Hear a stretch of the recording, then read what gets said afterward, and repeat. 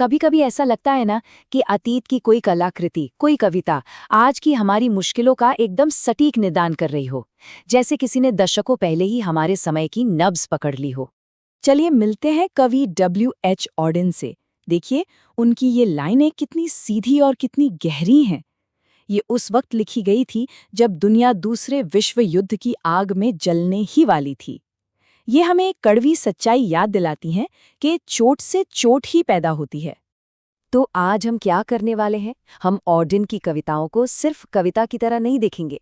समझिए कि हम एक बीमार समाज की साइकोलॉजिकल ऑटोप्सी कर रहे हैं, मतलब उसके मन की चीर-फाड़ कर रहे हैं, ऑडेन के शब्दों के जरिए। तो ये है हमारी आज की पड़ताल का नक्शा। हम पहले लक्षणों को देखेंगे, फिर बीमारी की जड़ तक पहुंचेंगे और आखिर में देखेंगे कि आज के दौर में इसका क्या मतलब है। तो चलिए थोड़ा सा वक्त में पीछे चलते हैं। साल है 1939। ऑडेन न्यूयॉर्क के एक बार में बैठे हैं। यूरोप में युद्ध शुरू हो चुका है और वो हजारों मील दूर होकर भी वहां से आती मौत की अनकही गंध को महसूस कर रहे हैं। चारों तरफ एक बेचैनी है।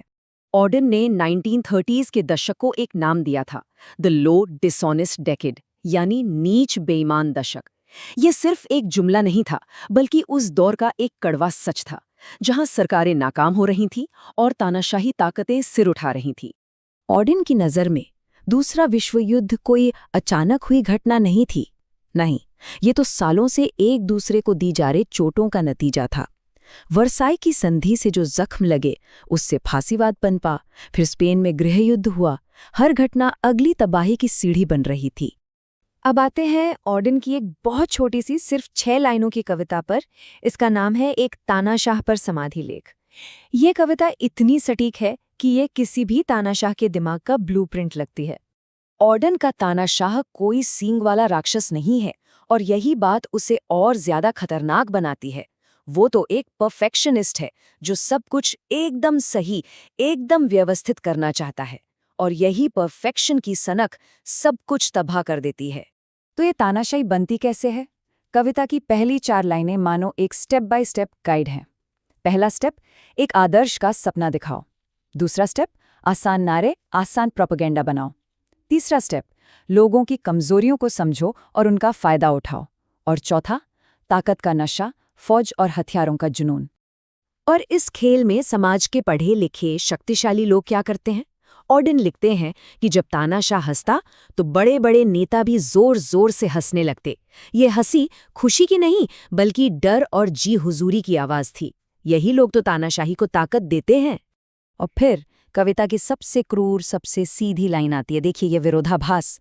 एक तरफ उसकी हंसी और दूसरी तरफ जब वो रोया तो उसकी सनक ने सड़कों पर बच्चों की जान ले ली। यही है असीमित ताकत की असली कीमत। लेकिन एक सवाल उठता है, कोई समाज एक तानाशाह के झांसे में आता ही क्यों है? लोग उसकी आसान कविता पर यकीन क्यों करने लगते हैं? ऑडेन कहते हैं कि ये एक तरह का सामूहिक पागलपन है। और ये पागलपन 2 तरह के झूठ पे टिका होता है। पहला झूठ वो है जो सत्ता हमें बताती है, खुला प्रोपेगेंडा, डर। और दूसरा झूठ वो है जो हम खुद को बताते हैं, ये भ्रम कि हम अकेले हैं, कि हम दूसरों से अलग अपना जीवन जी सकते हैं। और यहीं पर ऑडेन एक बहुत बड़ी, एक क्रांतिकारी बात कहते हैं। वो कहते हैं कि राज्य जैसी कोई चीज असल में है ही नहीं, और कोई भी इंसान अकेला नहीं है। हम सब एक दूसरे से जुड़े हुए हैं, एक दूसरे पर निर्भर हैं। इस एक सच से तानाशाही की पूरी बुनियाद हिल जाती है। तो ठीक है, बीमारी तो समझ आ गई, पर इलाज क्या है? ऑडेन का नुस्खा क्या है? उनका जवाब राजनीति में नहीं, बल्कि इंसान के अंदर है। ऑडेन का मानना था कि हम सबके अंदर, हमारी हड्डियों में एक कमी है। वो कमी क्या है? ये कि हम दुनिया से प्यार नहीं करना चाहते, बल्कि चाहते हैं कि सिर्फ हमें ही प्यार मिले। ये स्वार्थ ही सारी समस्याओं की जड़ है। तो ऑडेन 2 तरह के प्यार की बात करते हैं। एक है एरोस, जो स्वार्थी है, जो सब कुछ पाना चाहता है। यही प्यार हिंसा और नफरत को जन्म देता है। और दूसरा है अगापे, सबके लिए निस्वार्थ प्रेम। ये मुश्किल है, पर ऑडेन के हिसाब से यही इस बीमारी का इकलौता इलाज है। और इसी सोच से उनकी सबसे मशहूर लाइन निकलती है, हमें एक दूसरे से प्यार करना होगा, वरना हम मर जाएंगे। ये एक सीधी चेतावनी है। हालांकि बाद में खुद ऑडेन को लगा कि ये लाइन शायद जरूरत से ज्यादा सरल है। तो ऑडेन का समाधान कोई बड़ा आंदोलन खड़ा करना नहीं है, नहीं। ये तो बहुत व्यक्तिगत, बहुत निजी चीज है। ये अंधेरे के खिलाफ जलती हुई एक छोटी सी लौ है। ये तब भी इंसान बने रहने की जिद है जब पूरा समाज अमानवीय हो गया हो। तो चलिए अब इस पूरी समझ को लेकर आज की दुनिया में आते हैं, साल 2026 में। क्या ऑर्डन का 80 साल पुराना निदान हमारे डिजिटल युग को समझने में हमारी कोई मदद कर सकता है? आइए देखते हैं कि तानाशाही का रूप कैसे बदला है, लेकिन उसकी आत्मा वही है। 1939 का तानाशाह परफेक्शन चाहता था, आज का टेक एक्सपर्ट सिस्टम को ऑप्टिमाइज करना चाहता है।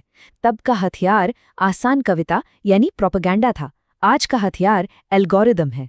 तब के सम्मानीय सीनेटर की जगह आज टेक कंपनियां हैं, और सड़कों पर मरते बच्चों की जगह आज वो लोग हैं जिन्हें डिजिटल दुनिया से बाहर फेंक दिया जाता है। तो सबसे बड़ी बात क्या निकल कर आती है?